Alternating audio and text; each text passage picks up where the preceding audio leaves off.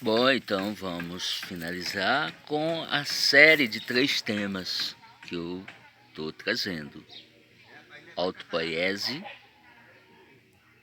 sintropia e seleção natural. Então eu quero juntar esses 3 princípios, tá? Para quê? Para nós enfrentarmos o momento que nós estamos passando, tá? Então nós estamos falando de pandemia, nós estamos falando de vacinação, nós estamos falando de teoria da conspiração, nós estamos falando do apocalipse, nós estamos falando do final do mundo, nós estamos falando de uma tentativa de exterminar uma humanidade atrasada para que venha uma humanidade melhor. Porque a humanidade que está aí... vamos olhar, meu Deus do céu. Atrasado, cheio de preconceito, cheio de tabu, limitada mentalmente. A humanidade é atrasada, muito limitada, em todos os aspectos, né? Em todos os aspectos, tá? No físico, vamos olhar para o físico da humanidade. Um atraso total, um retrocesso total, tá? Vamos olhar do ponto de vista do intelecto, da mente. Mente mediana, a gente está sendo muito falando que a humanidade tem uma mente mediana. Mente, sabe, alguns tá? Agora vamos falar do ponto de vista emocional. Imaturos, nós somos totalmente, a humanidade está, tá? Do ponto de vista ético, espiritual, de todos os pontos de vista, tá? Então assim, imagina pessoas inteligentes e ricas. E aí se encontram com uma organização que perpetua seus princípios, tá? Trocam-se as personalidades e os princípios permanecem os mesmos. A sociedade secreta é isso. Tem princípios e ela arrecada pessoas que alimentam aqueles princípios e agregam alguma coisa. Aquela turma sai e chega outra. Uma sociedade secreta é isso. Então, tem sociedade secreta que disse que a humanidade deve ser reduzida a 10%. Para salvar esse planeta, para salvar o planeta e salvar todos, precisamos eliminar 90% da humanidade. Para que esse planeta se torne sustentável por mais tempo. Nós sabemos que um dia ele vai se extinguir, mas para que essa extinção não ocorra agora, tipo 50 anos daqui para frente. Tá? Assista os documentários de ecologia que todos vão falar a mesma coisa. Assiste os documentários que estão no Netflix, né? Os documentários de ecologia, todos falam. Continuando nesse ritmo, a humanidade, se não fizer algo, nós passamos da linha vermelha, nós estamos à beira do colapso, nós estamos para cair no abismo, nós estamos a um passo de tudo sucumbir, de toda a harmonia dos ecossistemas se deteriorar, que já vem se deteriorando, e ter um colapso total da Terra e a Terra se extinguir toda a vida na Terra. Então é desse cenário que nós estamos falando. Tu tá entendendo? Agora vamos, seleção natural de Darwin. Veja se precisa explicar ou se é axiomático. Se for axiomático, melhor ainda. Tá? Axiomático é excelente, né? Axiomático, um princípio axiomático. Veja se seleção natural de Darwin é axiomático ou não. Porque se for axiomática, vocês vão poupar, porra, explicação é... Quem gosta de dar explicação é o povo da universidade, gosta de explicar as coisas, tá? Um pensador sistêmico, ele não dá explicação. Ele mostra e pede para a pessoa refletir. Seleção natural de Darwin. Sobrevive não o mais forte, mas o mais adaptado. e essa adaptação passa para sua descendência. Então, quem é adaptado, se você aí junta com a autopoiese, eu construí princípios, eu construí valores, eu construí uma saúde, eu construí isso eu passo para minha descendência. Eu adquiri esse princípio, eu adquiri esses valores, eu adquiri uma ética, e isso eu passo para os meus descendentes. Uma visão de mundo, eu passo isso para os meus descendentes.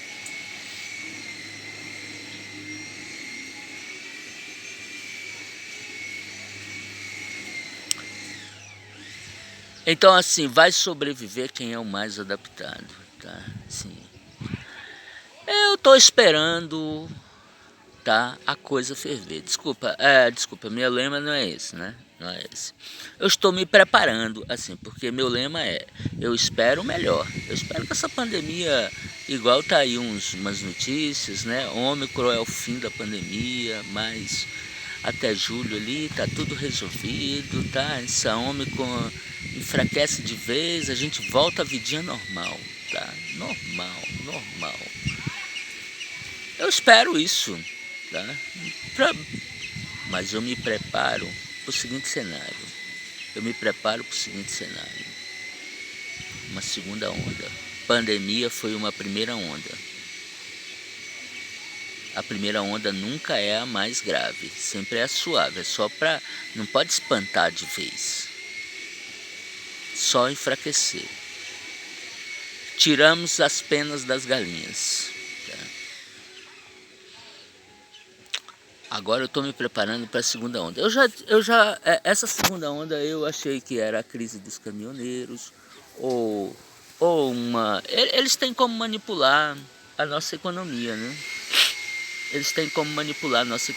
Não sei, tá? Então eles têm como manipular a nossa economia, uma crise econômica, uma quebra do nosso sistema econômico. Eu até previ uma coisa, né? Porque a China está plantando soja em outros lugares, na África, na Ásia, na Austrália, estão plantando soja em outros lugares, tá? E estão criando boi também, eles estão querendo ser independentes do Brasil. Eu estou esperando eles de um dia para o outro, sem avisar, chegar: não queremos mais a soja, não queremos mais o milho, não queremos mais o boi do Brasil. Simplesmente assim, de uma hora para outra. Aí nossos milhões e milhões de hectares plantados de soja ser tudo destruído, porque não tem para quem vender. Tá? Nossas fazendas abarrotadas de boi lá, carne vai ser dada de graça, só que aí quebra todo mundo, né? Vai baratear por um tempo, mas depois vai sumir, porque ninguém vai produzir, porque a produção era para exportação. Eu estou pensando num colapso nesse sentido, tá? Ou subornar o sindicato dos caminhoneiros, todo mundo parar, eles têm grana, falar: ó, a gente cobre o prejuízo de vocês, mas para o Brasil. Mas hoje me veio um outro possível cenário. Sabe o que é? Hoje é ano de eleição. Estão se acirrando a polarização. Lula-Bolsonaro estão cada vez... eu tenho amigos Lula e eu tenho amigos Bolsonaro. É um atacando o outro, cada um com argumentos mais fortes do que o outro. Cara, cada um com argumentos. O pessoal do lado do Lula, cara, fala cada coisa do Bolsonaro, tá? Fala cada coisa do estilo de que ele defende, sabe? Coisas assim fundamentadas. Agora, o pessoal do Bolsonaro, cara, tem falado umas coisas do Lula e do grupo que ele representa, escabrosas, tá? Escabrosas, coisas assim que você começa a refletir e fala assim: não, eu não quero esse homem no poder. Por quê? Cada um tá olhando o lado podre do outro, tá? Esquece que todo mundo é dual. Tem o seu lado bom e o seu lado ruim. O Lula tem o seu lado bom, tá? Que eles negam. Por quê? Eles olham só pro lado podre do Lula, tá? Pro lado ruim do Lula, pro lado péssimo tá? Porque quando o Lula é ruim, ele é ruim mesmo. Não é pouco, não. Só que quando ele é bom, ele também é bom mesmo. Tá? Então, assim, a gente precisa mostrar pro Lula, Lula, olha o que tu fez de errado aqui, filha da puta. Olha, porra, tu é brilhante, mas isso aqui que tu fez, ó, isso aqui não... Se tu corrigir isso aqui, tu pode ser um líder. Bolsonaro, cara, Bolsonaro é nacionalista, cara. É nacionalista, sabe? Nacionalista. Então, assim, eu acredito, sabe? Muita gente disse, eu teve um amigo que falou, porra, eu não te perdoo por você ser Bolsonaro. Falei, cara, eu nunca falei que apoio Bolsonaro, nunca falei. Nunca falei isso, nunca falei. Agora, eu sigo princípios e não personalidades. Tem ideias do Bolsonaro que eu compactuo completamente, assino embaixo. Só que tem outras, bicho, que eu, puta que pariu, cara. Como é que tu fala isso e fala isso aqui? Essas duas coisas são incompatíveis, porra. Sabe? Ou tu fala uma coisa e fala outra. Eu vejo uma notícia da mídia dos teus familiares. Porra, se tu é um patriarca, se tu tá defendendo o patriarcado, como que um patriarca permite que um membro da sua família faça umas coisas? Então, o que eu estou prevendo é uma guerra civil, porque os ânimos estão se acirrando. Estão se acirrando. Tem uma metáfora muito que cabe muito bem a esse momento presente, cabe muito bem, tá? É um experimento com formigas. O cara estava fazendo um experimento com formigas. Pegou um tanque fechado e botou num habitat com terra, tudo, botou formigas pretas e vermelhas para conviverem ali naquele habitat fechado, tá? E as formigas, tá, teve uma briga, uma ou outra, sim, mas elas aprenderam a conviver. Aprenderam a uma respeitava o limite da outra. Tal. Aí ali permaneceu um longo tempo, gerações e gerações, aquelas duas comunidades, aqueles dois grupos de formigas conviveram pacificamente. Pelo menos conviveram num estágio que eu chamo entre duas guerras, né, que é o estágio, armistício. Armistício. Viviam no estado de armistício. Tá? Aí o cientista resolveu fazer o seguinte: pegou o habitat e ficou e chacoalhou aquele habitat, tremeu ele, fez ele tremer todo, fez aquele tanque tremer durante algum tempo, assim, chacoalhou mesmo, tá? Aí as formigas ficaram todas tontas, todas tontas, todas tontas. Depois ele parou de chacoalhar e ficou observando as formigas. O que aconteceram? Umas começaram a matar as outras, uma matando as outras, até sobrar talvez uma formiga, uma preta ou uma vermelha. Mas aí ela estava só. Essa metáfora cabe muito bem ao nosso momento.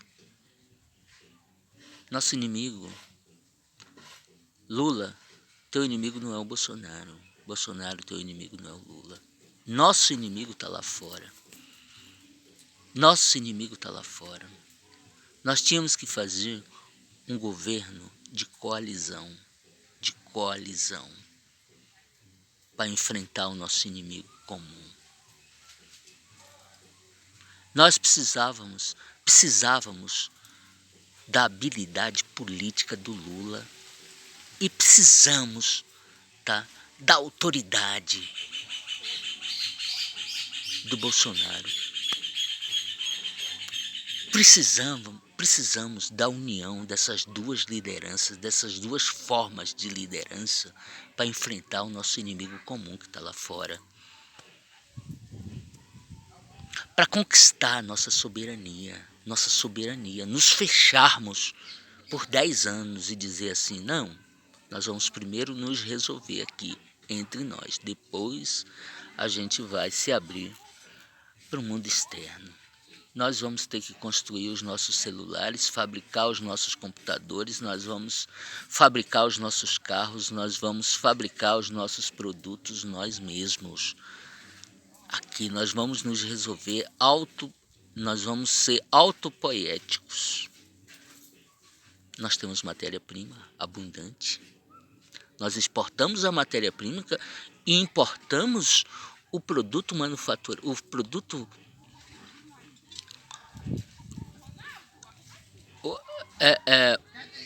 não é? O produto nós importamos, exportamos a matéria-prima e importamos o produto? Não, isso está errado. Isso não é autopoético, isso é alopoético. Tá? É alopoético. Então, eu estou prevendo uma guerra civil. Nós nunca tivemos uma guerra civil. É isso. E eles vão se beneficiar com essa guerra civil. Tá? Vão se beneficiar. Então, ou a gente se junta todo mundo, direita e esquerda, e enfrenta e vamos resolver os nossos problemas. Tá? É muito simples. Como que resolveu isso? Como que resolve esse dilema entre direita e esquerda? Entre o comunismo, o socialismo e o capitalismo. Como que resolve isso? Simples. Tá? Um é mais tradicional e o outro é transgressor. Um é transgressor, um quer transgredir e o outro quer conservar. Como que faz as pazes? Simplesmente, tá? A postura que eu adotei. Vamos respeitar a tradição do Bolsonaro. Vamos respeitar a tradição do Bolsonaro. Precisa ser respeitada a família naquela estrutura, sabe? Os valores da família precisam ser respeitados. Então, é preciso respeitar a tradição, sem abrir mão da transgressão. Sem abrir mão da transgressão. Quem quiser transgredir a tradição tem liberdade para fazer isso. Quem quiser permanecer na tradição tem liberdade para permanecer na tradição e tem que ser respeitado, precisa ser respeitado. Você quer ficar na tradição, você deve ser respeitado. Agora, você quer transgredir a tradição? Agora, você tem que transgredir a tradição respeitando a tradição. Respeitando os que permanecem na tradição. Então, eu quero transgredir. Eu transgredi a tradição. Então, precisa ser respeitado. Isso quer dizer que eu sou um bandido, que eu sou um cara? Não, eu simplesmente transgredi a tradição, mas eu respeito a tradição, eu respeito. Mas eu não abro mão da transgressão, eu quero ir além, eu quero ver. Então, assim, a transgressão do Lula, eu acho que a gente tem que respeitar a tradição do Bolsonaro sem abrir mão da transgressão que o Lula propõe. E os dois juntos, tá? Nós podemos enfrentar o nosso inimigo, que é essa situação que está por vir aí. Se não, meu amigo, se prepare. Então eu estou me preparando para fazer uma viagem de 1.500 quilômetros a pé e sem dinheiro. Então imagina o meu treinamento, tá? Eu passo o dia sem comer nada.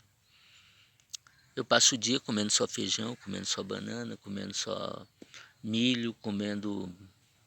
Tá? Hoje eu estava até observando que se nós tirarmos aquela semente do capim, se nós tirarmos aquelas sementes de capim, alimenta os pássaros. Só que ela tem ela é difícil quebrar, assim, quebrar é muito difícil quebrar aquilo ali. Mas ela pode ser cozida e pode ser comida para quebrar um pouco da fibra. Eu consigo me alimentar Os passarinhos se alimentam daquilo, eu só preciso aumentar um pouco a quantidade, né? A quantidade.